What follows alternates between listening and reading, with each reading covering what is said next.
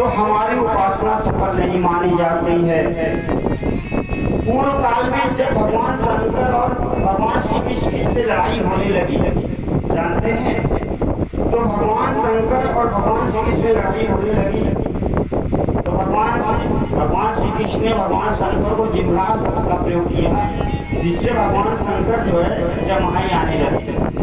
और जमाई आने के पश्चात जो है युद्ध बाणासुर के क्रम में भगवान श्री कृष्ण जीत लिए। लेकिन इससे पहले जब युद्ध होने लगे, इसके बाद में जब भगवान श्री कृष्ण प्रद्युम्न इत्यादि युद्ध के क्रम में दिग्विजय के क्रम में जो है जीतने के लिए अपना रथ छोड़ा सूर्यदेव करने के लिए, उस समय गणेश भगवान मूषक की अवस्था में लड़ने के लिए आए कैलाश पर्वत पर। कैलाश पर्वत पर आए तो उस समय भगवान श्री कृष्ण ने कहा, प्रद्युम्न से कहा कि ऐसा है कि इनको गणेश भगवान को ऐसा बाण मारो कि ये जो है युद्ध से दूर चले जाए। तो प्रद्युम्न जी ने कहा कि जो है कि ऐसा क्यों करें, इनको हम हरा देंगे। तो उन्होंने कहा, भगवान श्री कृष्ण ने कहा, इनको ये वरदान प्राप्त है कि जब तक युद्ध में रहेंगे हारेंगे ही। गणेश भगवान के वरदान प्राप्त है कि जब तक युद्ध में रहेंगे हारेंगे ही नहीं, इसलिए इनको युद्ध की भूमि से तुम हटा दो। तब प्रद्युम्न जी ने क्या काम किया, युद्ध की भूमि से जो है उनको हटा दिया, बाण मार करके इतना वैसा बाण मारा जैसे भगवान श्री राम जी ने मारीच को बाण मारा था, तो मारीच को बाण मारा तो युद्ध भूमि से दूर मारीच चला गया। वैसे प्रद्युम्न जी ने ऐसा बाण मारा युद्ध भूमि से दूर चले गए गणेश भगवान। तब जाके कैलाश पर्वत को जीतने में सफल रहे जो है भगवान श्री कृष्ण और प्रद्युम्न जी चक्रवर्ती, उनका अपना यशस्व में दिया। कहने का अर्थ है जो गणेश भगवान की पहले पूजा करेगा, गणेश भगवान की जो उपासना करेगा, वो कभी भी हार नहीं सकता है, क्योंकि गणेश भगवान को भगवान ने वरदान दिया। इसलिए पांचों उपासना पद्धतियों में सबसे पहले भगवान श्री गणेश जी की पूजा होती है। अच्छा, भगवान शंकर के दो पुत्र दोनों पद से युक्त हैं। देवताओं में सबसे पहले पूजा होगी गणेश भगवान। इसके अलावा जब युद्ध के लिए कोई भी यात्रा निकलती है तो सबसे पहले पूजा सेनापति की होती है। उस समय सेनापति कार्तिकेय जी की सबसे पहले पूजा होगी। और इसके अलावा सोचिए, शंकर भगवान के दोनों पुत्र पूजनीय, दोनों की पहले पूजा होती है। लेकिन हमारे राम जी के भी दो पुत्र हैं, कृपया पाठ न करें, हाथ जोड़ रहे हैं मान पाठ।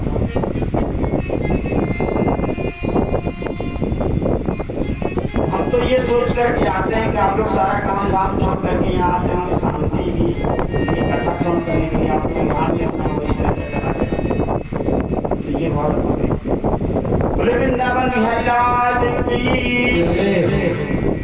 भगवान शंकर जी के दो पुत्र हैं, दोनों पद से युक्त हैं। लेकिन भगवान राम जी के दो पुत्र हैं, लव है कुश। इन लोगों मतलब भगवान शंकर के दोनों पुत्र पूजनीय, सदा सर्वदा सर्वकालिक पूजनीय। लेकिन भगवान राम जी के दोनों पुत्र हैं पूजनीय नहीं। भाई पूजा तो कोई किसी की भी कर सकता है, अलग बात है, लेकिन उसका एक डेलीगेशन होता है, एक निर्देश होता है कि नहीं ये जरूरी गणेश भगवान की पूजा कोई यहाँ आएगा तो जरूर पहले गणेश भगवान की पूजा करेगा। अगर वो कहेंगे हम लोग कुछ की पूजा कराएंगे तो आप कहेंगे महाराज जी नया विधान कहाँ से आप बता दिए।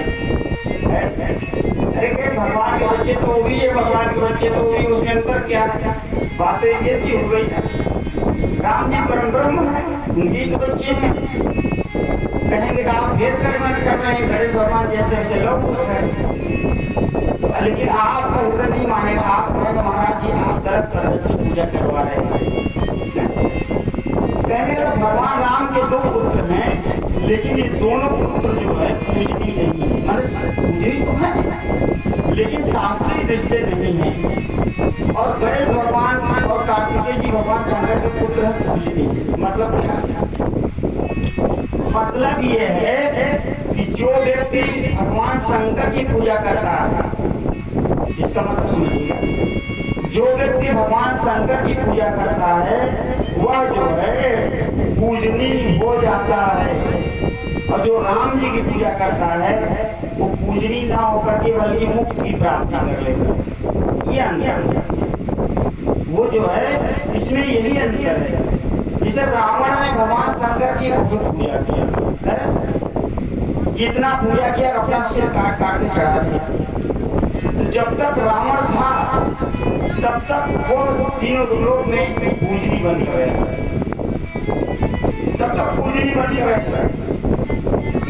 और वही विभीषण जी भगवान की पूजा करते थे, राम जी की पूजा करते थे, लेकिन विभीषण जी पूजनी हुए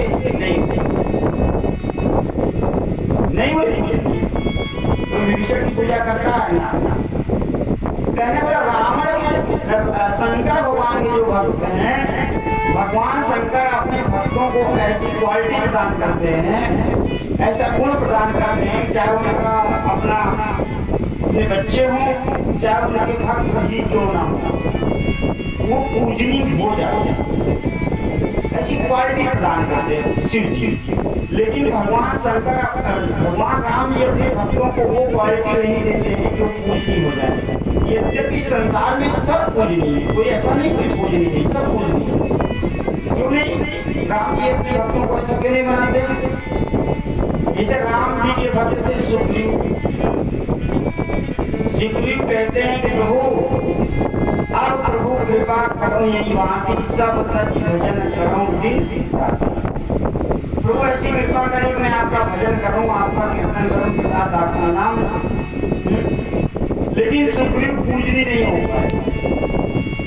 अच्छा, आप कहेंगे राम जी भक्त हनुमान जी तो पूजनी हो गए। बिल्कुल, हनुमान जी पूजनी इसलिए हो गए क्योंकि रुद्रदेव जी ने बस वानर थे हनुमान, वो हनुमान जी ने बल्कि भगवान शंकर ही है, तो हनुमान जी ने वो भगवान शंकर ही है, तो शंकर भगवान तो स्वयं पूजनी है।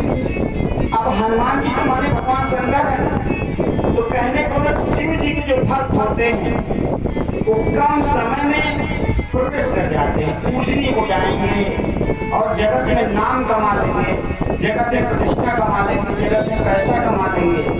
लेकिन भगवान राम जी के जो भक्त होंगे वो जगत से अतीत होते चले जाएंगे।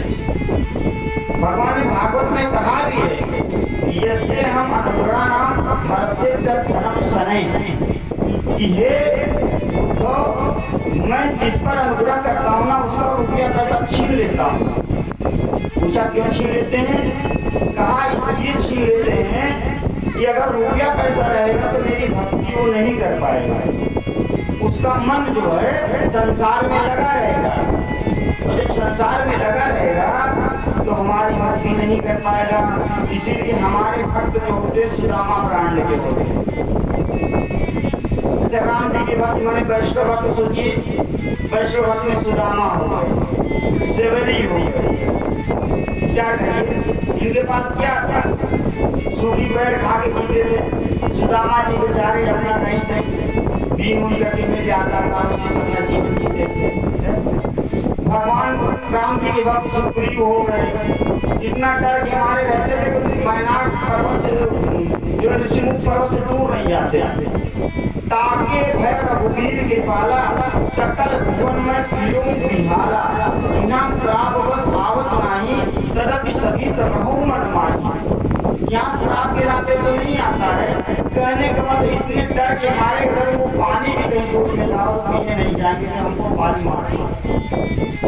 माने राम जी के भक्त कितने भयभीत रहे। राम जी के भक्त विभीषण असही तीनों चरण प्रहारा, अनुज भय पर मारे, रावण ने लाख से मारा, कुछ भी उनके पास नहीं। शरण सुजिस्व न्यायों प्रभु भंजन मौके, त्राहि त्राहि हरन हरन शरण सुखद रघुवीर। का प्रभु आप कीर्ति सुनकर आपके शरण में आए, आपका चरण पकड़ता हूँ, मुझको शरण दीजिए। कहने का राम जी के जो भक्त हैं उनको दुनिया में शरण मिलने वाला कहीं है नहीं, ठिकाना नहीं। अच्छा, सुदामा को कोई ठिकाना मिला? ठिकाना मिलता तो जाते भगवान के पास तंदुर लेके। सुग्रीव को ठिकाना नहीं, विभीषण का कोई ठिकाना नहीं, सबरी का कोई ठिकाना नहीं। और भोले शंकर के भक्त को देखिए, रावण अब रावण के ठिकाने के बारे में आप पूछेंगे, रावण के ठिकाने के बारे में, जो तीनों दिलों का राजा और जो दुनिया को सर दे रहा है, वो सामान्य भोलेनाथ का भक्त बाणासुर जिसके 1000 हाथ थे और 1000 हाथों से वो नित्य जो है कि काम करता था, वो भी राजा भोलेनाथ का।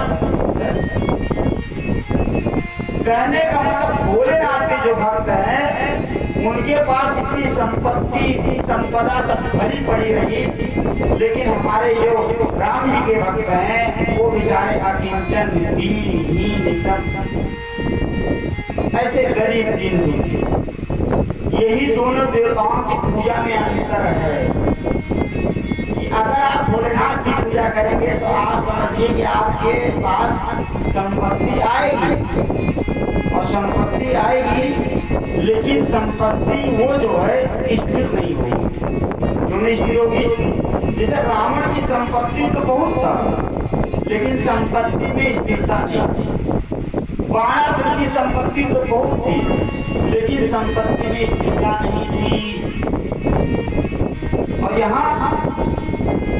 यहाँ भगवान राम जी के वक्त एकदम गरीब, विभीषण को भगवान ने जो है जब अस कही कि जब जो है तिलक लगाया तो जो है लोगों ने कहा प्रभु ये बताइए अभी तो रावण जहाँ राज कर रहा है, अगर आप युद्ध नहीं जीत पाए तो क्या करेंगे? आप विभीषण को कैसे राजा बनाएंगे? तो भगवान ने कहा कि ऐसा अगर हम रावण से युद्ध नहीं जीत पाएंगे तो हम विभीषण को अयोध्या का राजा बनाएंगे।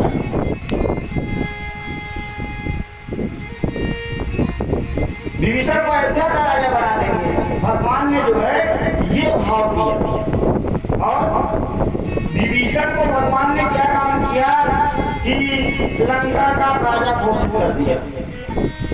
अस कही राम तिलक पे सारा तिलक लगाया, और सुमन दृष्टि नव भई अपार, अपार सुमन दृष्टि होने लगी, जो है आकाश समाज। कहने का मतलब राम जी हमारे जो देते हैं बहुत बाद में देते हैं, और बहुत कष्ट सह करके तब भक्त प्राप्त करते हैं। जैसे प्रहलाद को संपदा दी गई तो क्या हुआ? कितना प्रहलाद जी ने कष्ट सहा, बहुत कष्ट सहा, तब जाकर के प्रहलाद जी को राजा बनाया गया। विभीषण जी कितना कष्ट सहे, तब जाकर के उनको लंका का राजा बनाया गया। सुग्रीव कितना कष्ट सहे, तब जाके किष्किंधा का राजा बनाया गया। कहने का मतलब ये है कि राम जी के भक्त जो है बहुत कष्ट सहते सहते सहते सहते जब एकदम से सोचते हैं हमको दुनिया से चले जाना चाहिए, तब राम जी कृपा करते हैं। बात समझ लीजिएगा, difference of the two gods, दोनों देवताओं के बीच का अंतर समझिए। राम जी के भक्तों के साथ ऐसा होता है, और यहाँ भोलेनाथ के भक्तों के लिए कोई समस्या नहीं है। भोलेनाथ जो हैं वो अपने श्री भक्तों को क्या काम करते हैं कि पूजा पाठ करना शुरू कर दिया, उसको अभय दान देना शुरू कर दिया।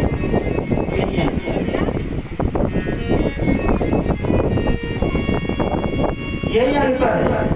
लेकिन आप उसमें भी सूक्ष्म बात समझिएगा कि जो भक्त राम जी की उपासना करते हैं, शिव सेवा कर फल सुत सोई, अविरल भगत राम पद होई, कि भगवान शंकर की सेवा का जो मूल्य है, जो पुण्य होता है, वो भगवान राम जी की भक्ति प्राप्त करना होता है।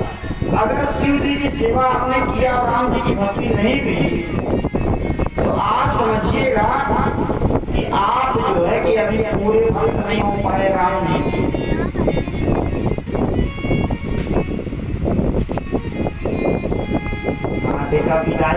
कहीं दक्षिणा तुरंत मिल गई, कहीं दक्षिण तुरंत मिल गई।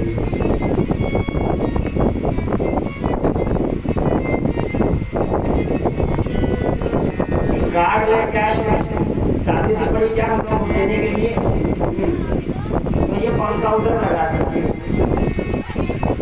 कथा सुनने आए कि ना चलाने,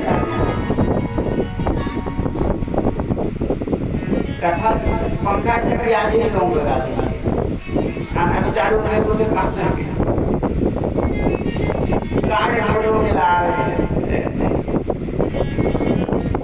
कथा में मन लगा दिया। बोले वृंदावन बिहारी लाल की जय। मैं कल वीडियो देख रहा था, जितने लोग कार चला रहे थे तो हम देख रहे थे कथा में लोग मन नहीं लग रहा, लोग मन खाली हवा देने, कोई बात नहीं है, लेकिन भगवान की कथा में मन लगना चाहिए। तो कहने का मतलब ये कि राम जी की भक्ति जो होती है, जब तक आप भगवान शंकर की पूरी भक्ति नहीं करेंगे तब तक राम जी की भक्ति नहीं मिल पाएगी। कहने का मतलब जैसे ऊपर की सीढ़ी पर चढ़ने के लिए आपको नीचे की सीढ़ी पर पैर रखना पड़ेगा, उसी तरीके से जो है जब राम जी की भक्ति प्राप्त करने के लिए आपको शिव जी की भक्ति पहले करनी पड़ेगी। जो लोग राम जी की पूरी भक्ति कर रहे हैं, रामत्व में जिनका मन लीन हो गया है, जिनको राम मंत्र मिल चुका है, जो राम नाम में धन्य आस्ते कृष्णा पिबन्ति सततम श्री राम नामामृतम्, जो हमेशा राम जी का नाम अमृत पी रहे हैं, तो समझिए किसी जन्म में शिव जी की पूरी पूजा कर लिए हैं, इसीलिए उनका मन राम जी में लीन हो। ये गंभीर बात है, इसको समझिएगा। अगर आप लोग बात करेंगे, मैं देख रहा हूँ सबके चेहरे में देख रहा हूँ, अगर आप लोग बात करेंगे, अच्छा वहां से उठ जाइए, आप लोग पीछे वाले यहाँ आ जाइए, आपको आप भी चले आइए, शर्मा जी आप भी चले आ जाइए।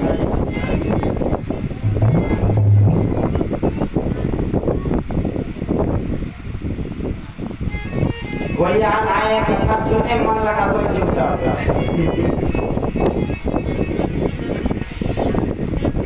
कथा में मन लगे। यहाँ अगर यहाँ आपके मन में दुविधा आ रहेगी तो कहीं भी सुविधा मिलने वाली नहीं है। बोलिए वृंदावन बिहारी लाल की जय।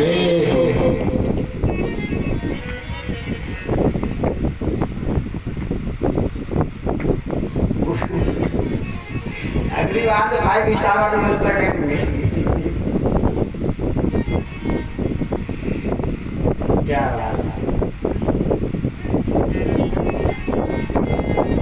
वही बागेश्वर धाम मोहन जी की कथा में पूरा व्यवस्था रहती है, पूरा चलता है, पंखा चलता रहता है।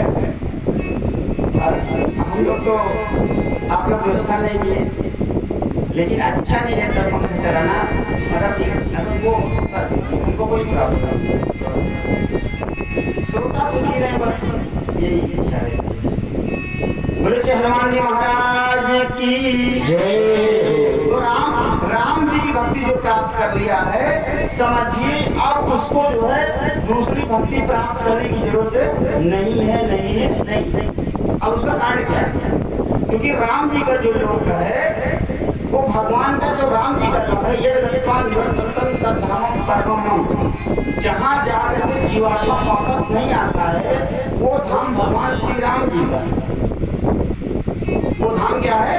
भगवान श्री राम जी का है। और जहाँ जाकर के जीवात्मा वापस आ जाए वो भगवान श्री शिव जी का धाम। अब बताइए फायदे वाला क्या है? फायदे वाला क्या है? जाके वापस आना चाहते हैं, जाके वापस नहीं आना चाहते।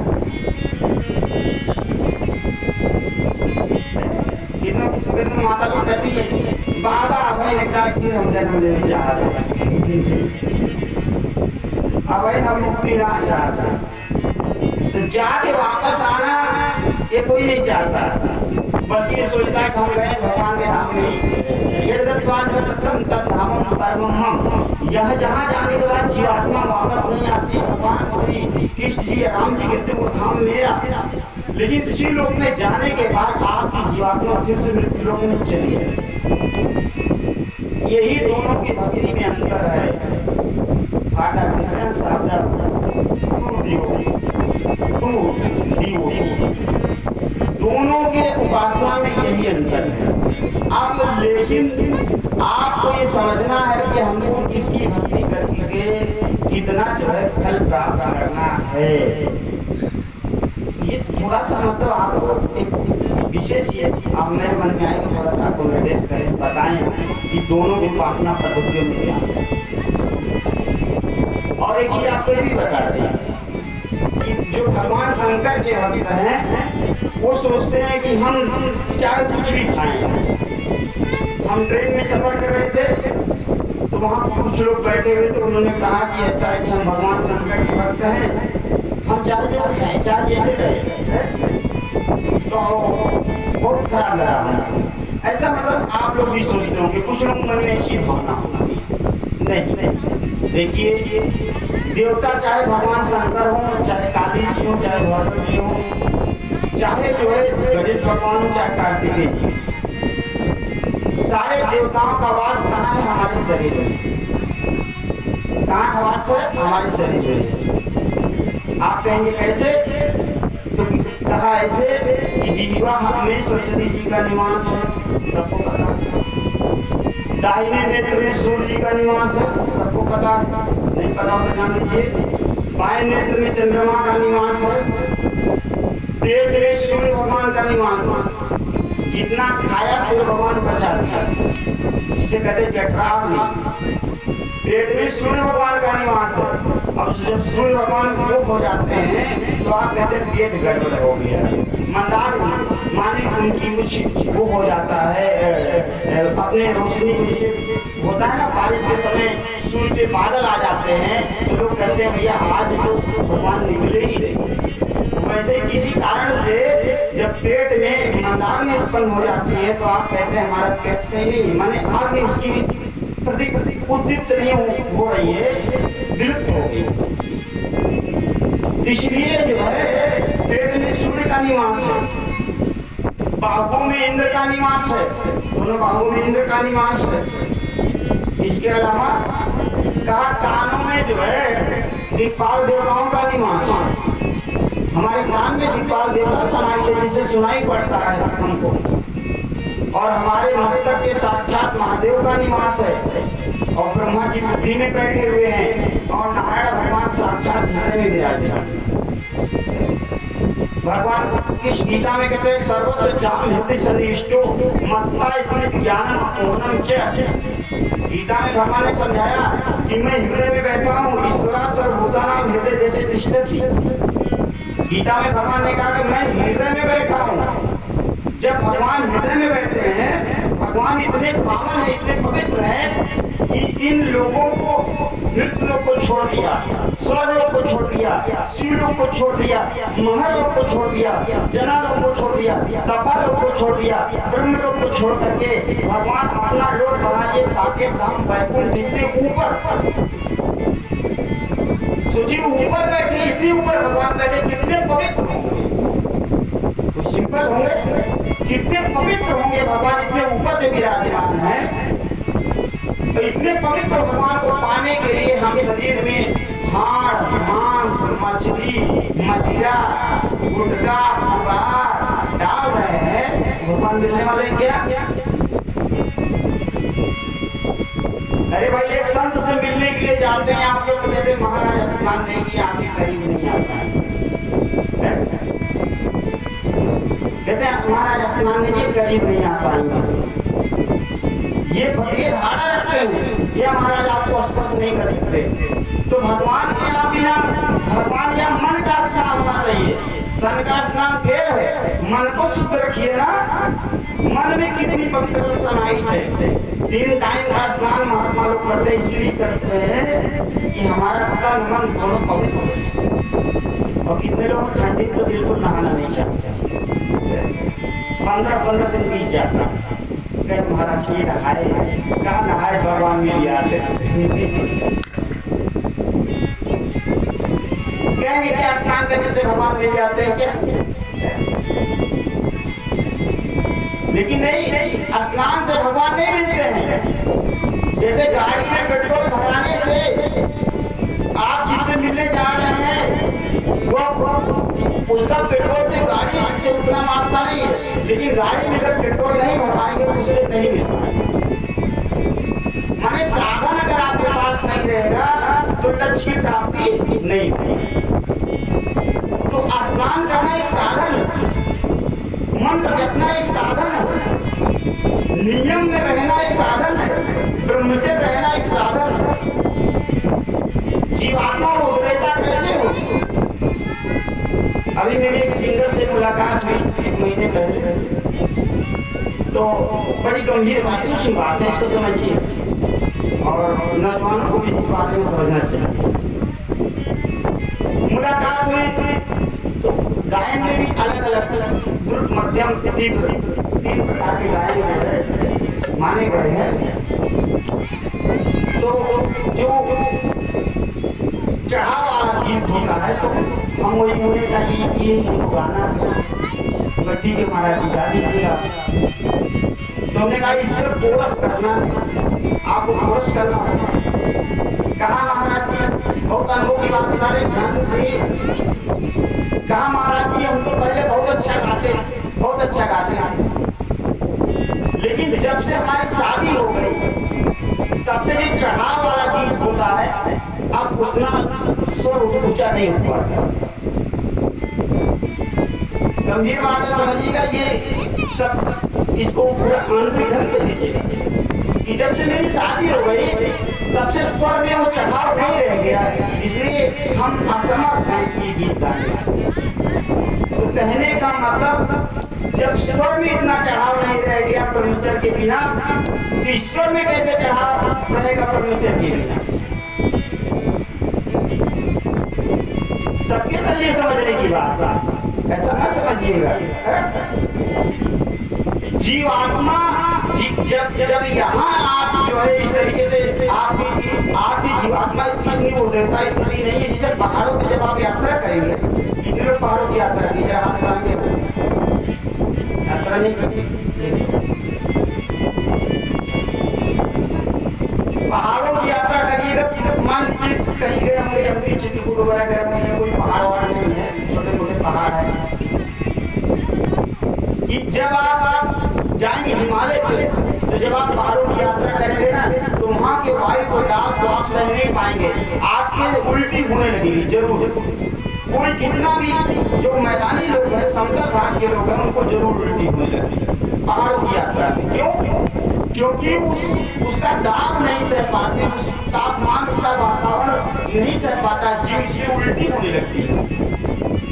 तो उसी तरीके से जब इतने ऊंचे लोगों में जीव को जाना है, इतने ऊंचे लोगों में जीव को जाना है, जब जीव के अंदर कुछ भी बल नहीं रहेगा, कुछ भी बल नहीं रहेगा, तो जीव वापस चला आएगा, कहेगा नहीं हम बल्कि उतनी दूर जाएंगे, वहां से वापस।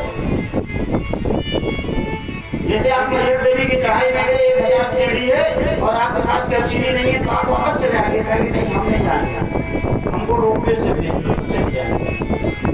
तो वैसे ही जब हमारे जीवन में यम नहीं रहेगा, नियम नहीं रहेगा, ब्रह्मचर्य नहीं रहेगा, मंत्र नहीं रहेगा, पवित्रता नहीं रहेगी, तो जीवात्मा भगवान के पास जाने के लिए तैयार नहीं होगा, कहेगा हमको दूसरे मित्रों में भेज, हमको वही अच्छा, हमको वही अच्छा, हम वही रहना पसंद करते हैं। तो कहने का मतलब जब आपके अंदर पवित्र क्वालिटी रहेगी, पवित्र क्वांटिटी रहेगी, पवित्र स्वरूप रहेगा, तब आप भगवान के पास जाना पसंद करेंगे। नहीं तो 1 लाख आप सत्संग सुन लें, रोज कथा सुन लें, लेकिन आपके अंदर यम नियम इत्यादि की धारणा दृढ़ नहीं है सज्जनों, तो आप भगवान के धाम में नहीं जा सकते, नहीं जा सकते, नहीं जा सकते। बोले श्री वृंदावन बिहारी लाल की जय। राम ही राम रतन सभी को याद होगा ये भजन, अगर साथ में गाएंगे तो बड़ी अच्छी बात होगी। और वैसे धीरे धीरे करके संख्या भी बहुत हो रही है। 3 बजे तक जितना देर में आएगा आज समय हिसाब करेंगे। वैसे कोटेदार साहब एक जगह पे कथा हो रही थी।